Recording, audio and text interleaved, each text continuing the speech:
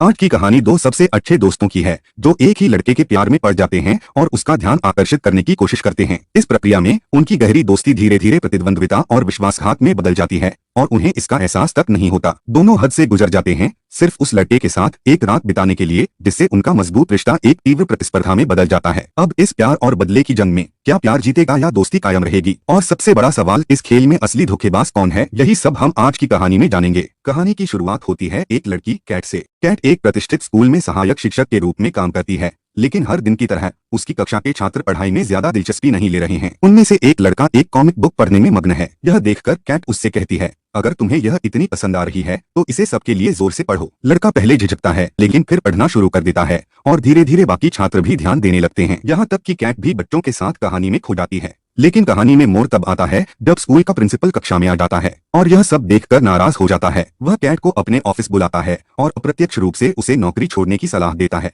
यह कहते हुए कि इस तरह का व्यवहार छात्रों को बिगाड़ रहा है। कैट अपनी नौकरी छोड़ने का फैसला करती है और स्कूल छोड़ देती है। दूसरी ओर हम एक लड़की मेग से मिलते हैं जो एक बड़ी कंपनी में ब्यूटी प्रोडक्ट्स बेचने का काम करती है। वह कंपनी के मालिक को इन प्रोडक्ट्स की विशेषताओं और अनोखे गुणों के बारे में समझाने की कोशिश करती है, लेकिन मालिक बेरुखी से इनकार कर देता है और कहता है कि ये सभी साउथ कोरियन प्रोडक्ट्स हैं। यह सुनकर मेग गुस्से में ऑफिस से बाहर निकल जाती है। जैसे ही वह बाहर आती है, देखती है कि उसकी कार नो पार्किंग जोन में खड़ी होने के कारण टो की जा रही है, जिससे उसका दिन और भी खराब हो जाता है। बाद में हमें पता चलता है कि कैट और मेग वास्तव में सबसे अच्छी दोस्त हैं और एक ही घर में रहती हैं। जब वे घर पहुंचती हैं तो वे अपनी बदकिस्मती पर हंसती हैं और एक गाने पर नाचने लगती हैं। कैट मेग को अपनी नौकरी खोने के बारे में बताती है, जबकि मेग उसे अपने बुरे दिन के बारे में बताती है। तभी मेग के बेडरूम से एक लड़का बाहर आता है और अपने कपड़े मांगता है। कैट के आने से पहले मेग उसके साथ एक अंतरंग पल बिता चुकी होती है। कैट आश्चर्यचकित होती है और मेग से सवाल करती है, लेकिन मेग सहजता से स्थिति समझा देती है। मेग एक चंचल और फ्लर्टी लड़की है जो अक्सर अपने बॉयफ्रेंड बदलती रहती है। उसी रात दोनों टीवी देखते हुए ड्रिंक्स का आनंद लेते हैं और शहर छोड़कर छुट्टी पर जाने की चर्चा करते हैं। लेकिन कैट हिचकिचाती है,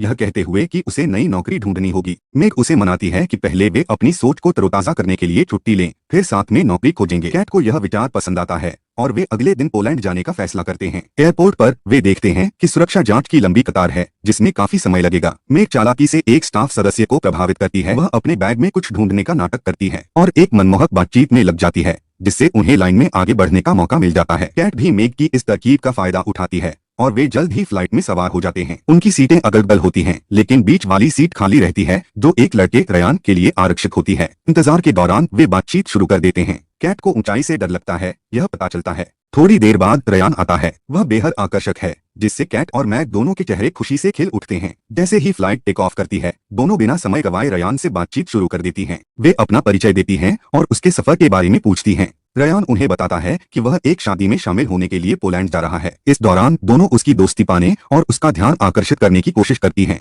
कभी कैट उससे बात करती है तो कभी मैग थोड़े शरारती अंदाज में उसे प्रभावित करने की कोशिश करती है। कुछ समय बाद एक फ्लाइट अटेंडेंट उनके पास आती है और सूचित करती है कि पोलैंड में बेहद खराब मौसम होने के कारण फ्लाइट वहां नहीं पहुंच सकेगी। इसके बजाय फ्लाइट को पोर्ट लुइस में लैंड करना होगा। होटल बुक करते समय मैग को अचानक याद आता है कि वह जल्दबाजी में अपना बैग एयरपोर्ट पर ही भूल गई है। दोनों एक कमरा बुक करते हैं और जैसे ही वे लिफ्ट की ओर बढ़ते हैं, वे फिर से रयान से टकरा जाते हैं जो उसी होटल में ठहरा हुआ था। रयान को देखकर कैट और मैग दोनों खुश हो जाती हैं। रयान मुस्कुराता है और कहता है, और हाँ, आज रात 8 बजे होटल में एक शानदार पार्टी है, मैं वहां रहूंगा।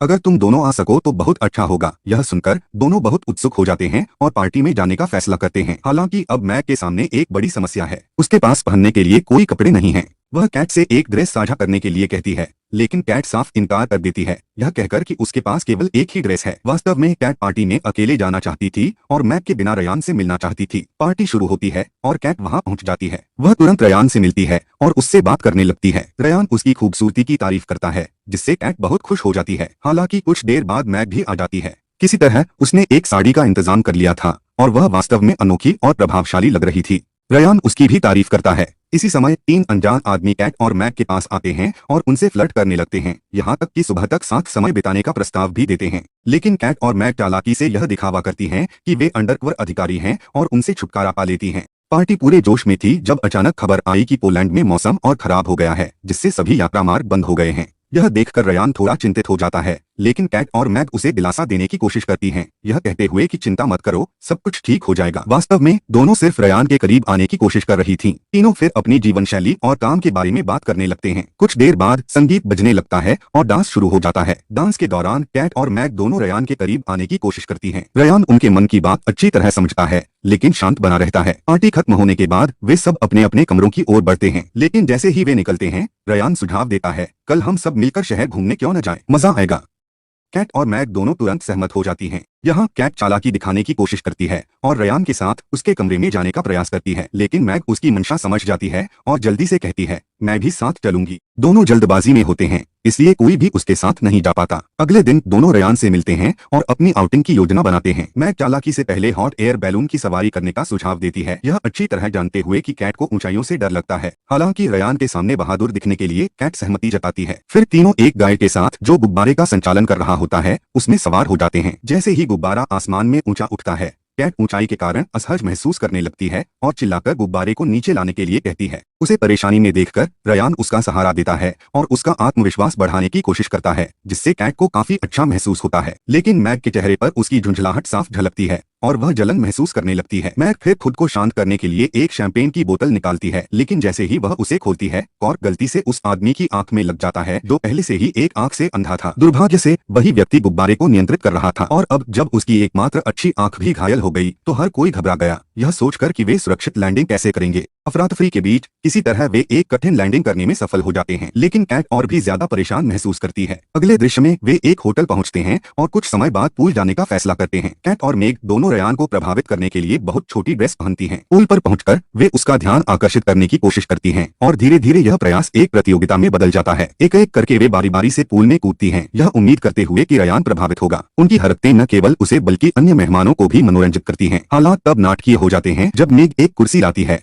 और उस पर चढ़कर पूल में कूदने की कोशिश करती है। यह देखकर कैट उसे रोकने की कोशिश करती है और चेतावनी देती है कि वह घायल हो सकती है, लेकिन मेग सुनने से इनकार कर देती है। जैसे ही वह कूदती है, वह गलत तरीके से गिरती है और अपनी आंख को बुरी तरह घायल कर लेती है। उसे बहुत दर्द हो रहा था। अगले दृश्य में दोनों को होटल के कॉफी शॉप में बैठे हुए दिखाया जाता है। हालांकि उन्होंने अपने भावनाओं को खुले तौर पर व्यक्त नहीं किया, लेकिन उनके कार्यों से यह स्पष्ट हो गया था कि वे दोनों रयान को पसंद करते हैं। दोनों उसे जीतने के लिए दृढ़ संकल्पित थे। तभी वे देखते हैं कि रयान अपना सामान लेकर जाने के लिए तैयार खड़ा है। वे तुरंत बाहर भागते हैं और उससे बात करने की कोशिश करते हैं। उन्हें पता चलता है कि रयान एक व्यक्ति क्रेग के साथ सड़क मार्ग से पोलैंड जा रहा है। बिना किसी झिझक के वे भी उसके साथ जाने की जिद करते हैं और जल्दी से अपना सामान लेकर उसके साथ चल पड़ते हैं। कार यात्रा के दौरान क्रेग उन्हें सूचित करता है कि पोलैंड पहुंचने में लगभग 17 घंटे लगेंगे। कैट की समस्या यह है कि वह आगे की सीट पर बैठी है, जबकि मेग और रयान पीछे बैठकर मजे कर रहे हैं। जलन महसूस करते हुए कैट रयान के करीब जाने के लिए पीछे की सीट में घुसने की कोशिश करती है, लेकिन उसे यह बहुत असुविधाजनक लगता है, इसलिए वह फिर से आगे आ जाती है।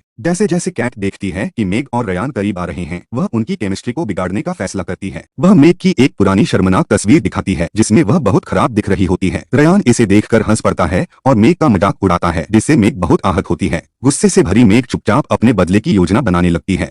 बाद में जब वे रुकते हैं, बाथरूम की ओर जाती है। मौके का फायदा उठाकर मेग बाथरूम का दरवाजा बाहर से लॉक कर देती है और उसे अंदर फंसा देती है। इस बीच मेग रायन के करीब आने लगती है। हालांकि जल्द ही रायन को एहसास होता है कि कैट अभी तक वापस नहीं आई है और वह उसके बारे में पूछता है। मेग कैजुअली जवाब देती है कि कैट को शायद कोई परेशानी हो रही होगी और उसे समय लगेगा। तभी रायन को एक फोन कॉल आती है और वह बात करने के लिए एक तरफ चला जाता है, जिससे क्रेग को मेग से बात करने का मौका मिलता है। यहाँ यह पता चलता है कि क्रेग वास्तव में मेग को पसंद करता है, लेकिन उसने कभी अपने दिल की बात नहीं बताई। इस बीच जब रायन और मेग बात कर रहे होते हैं, हम देखते हैं कैट बाथरूम की खिड़की से कूद जाती है, जिससे वह पूरी तरह अस्त व्यस्त हो जाती है और उसके कपड़े खराब हो जाते हैं। वह मेग पर बहुत गुस्सा होती है क्योंकि उसे पता होता है कि दरवाजा मेग ने ही बंद किया था। गुस्से से भरी हुई कैट एक पाइप से पानी लेकर खुद को साफ करती है, अपने कपड़े बदलती है और अंत में रयान के साथ पीछे बैठने का मौका पाती है। इस मौके को बर्बाद न करते हुए वह रयान से कहती है कि गिरने के कारण उसकी गर्दन में मोच आ गई है और वह उससे मालिश करने के लिए कहती है। रयान सहमत हो जाता है और जैसे ही वह उसकी मालिश करता है, कैट मजाक में शरारती आवाजें निकालने लगती है ताकि मेग को चिढ़ा सके। ये आवाजें सुनकर क्रेग सोचता है कि यह सिर्फ एक मालिश है या कुछ और। मेग अत्यधिक जलन महसूस करते हुए चुपके से बड़ी मात्रा में नींद की गोलियां एक बियर की बोतल में मिला देती है और कैट को यह कहते हुए पेश करती है कि यह उसे बेहतर महसूस करने में मदद कर सकती है। हालांकि कैट इसे पीने से मना कर देती है। उसी समय क्रेग बोतल पकड़ लेता है और पीना शुरू कर देता है। मेग उसे रोकने की कोशिश करती है, लेकिन तब तक क्रेग पहले ही कुछ घूंट ले चुका होता है। इस बात से अनजान की बियर में नींद की गोलियां मिली हुई हैं। रात होते ही सभी धीरे धीरे सोने लगते हैं, जिसमें क्रेग भी शामिल है, जो गाड़ी चलाते समय झपकी ले लेता है। नियंत्रण खोते ही वह कार को एक साइन पोस्ट से टकरा देता है, जिससे सभी चौंक जाते हैं। वे जल्दी से पास के एक होटल में चेक इन करने का फैसला करते हैं ताकि आराम कर सकें। हालांकि मेग और कैट के बीच तनाव इस हद तक बढ़ चुका है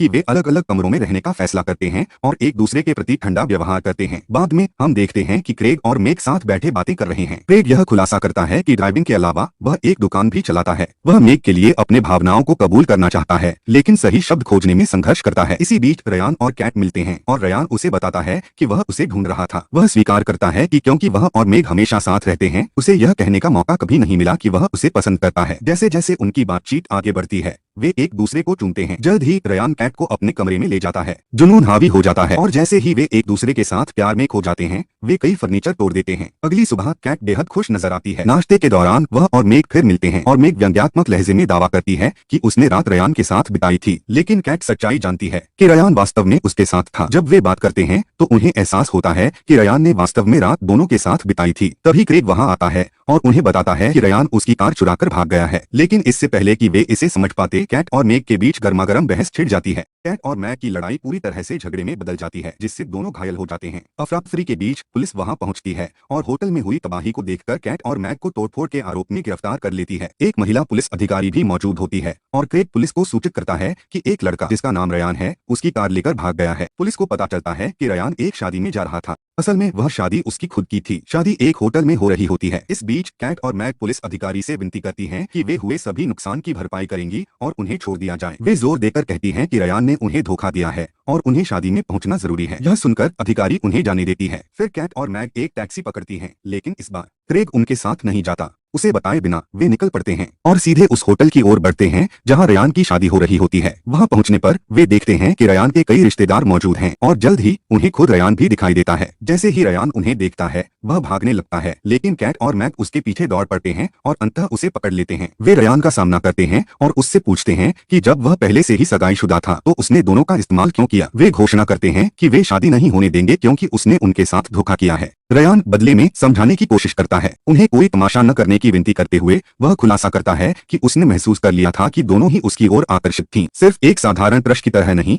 बल्कि वे बस एक बार उसके साथ रहने का अनुभव करना चाहती थीं। वह आगे समझाता है कि असली विश्वासघात तब होता अगर उसने उनमें से केवल एक को चुना होता। यह जानते हुए कि वे सबसे अच्छी दोस्त थीं और अंततः साथ ही रहेंगी, उसने उन्हें पीछे छोड़कर भाग जाने का फैसला किया। इसी समय रयान की मंगेतर वहां पहुंचती है और कैट और मैग से बातचीत करने लगती है। वह पूछती है कि वे रयान को कैसे जानती हैं, जिस पर वे सच्चाई नहीं बताती और बस यही कहती हैं कि वे उसकी दोस्त हैं और उससे मिलने आई हैं। वे उसकी सुंदरता की तारीफ करती हैं और रयान समझ जाता है कि वे कुछ भी प्रकट नहीं करेंगी। इसके बाद वह अपने विवाह की ओर बढ़ जाता है। कैट और मैग देखती हैं कि रयान की मंगेतर उसे गहराई से प्यार करती है और उसका परिवार इस शादी को लेकर बहुत खुश है। वे अपनी गलतियों को भी स्वीकार करती हैं और शादी में कोई रुकावट न डालने का फैसला करती हैं। स्थिति को स्वीकार करते हुए वे शांति से वहां से चली जाती हैं। बाद में मैग की फिर से क्रेग से मुलाकात होती है और इस बार क्रेग कबूल करता है कि वह उसे पसंद करता है। मैग भी अपने भीतर क्रेग के लिए बढ़ती भावनाओं को महसूस करती है और उसका प्यार स्वीकार कर लेती है। दोनों एक दूसरे को चूमते हैं। अगले दृश्य में कैट और मैग अभी भी एक दूसरे से थोड़ी नाराज होती हैं, लेकिन सबसे अच्छी दोस्त होने के नाते वे आखिरकार एक दूसरे को माफ कर देती हैं। वे एक वादा करती हैं कि चाहे जीवन में कुछ भी हो जाए, उनकी दोस्ती कभी नहीं टूटेगी। भावुक और अभिभूत होकर वे एक दूसरे को गले लगा लेती हैं। इसके बाद दोनों नौकरी की तलाश शुरू करती हैं। एक दिन कैट की मुलाकात उसकी स्कूल प्रिंसिपल से होती है, जो उसकी मेहनत को पहचानती हैं। यह समझते हुए कि जिन छात्रों को वह पढ़ा रही थी वे बहुत शरारती थे और केवल वही उन्हें संभाल सकती थी, प्रिंसिपल उसे एक वरिष्ठ शिक्षिका के पद पर पदोन्नति की पेशकश करती हैं। दूसरी ओर क्रेग और मैग का नया रिश्ता खिल उठता है। वे गहराई से एक दूसरे से प्यार करने लगते हैं और एक आदर्श जोड़ी बन जाते हैं। इसी के साथ कहानी एक भावनात्मक निष्कर्ष पर पहुंचती है। उम्मीद है कि आपको यह कहानी पसंद आई होगी। अगर आप हमारे चैनल पर नए हैं तो वीडियो को लाइक करना न भूलें और अधिक कहानियों के लिए सब्सक्राइब करें।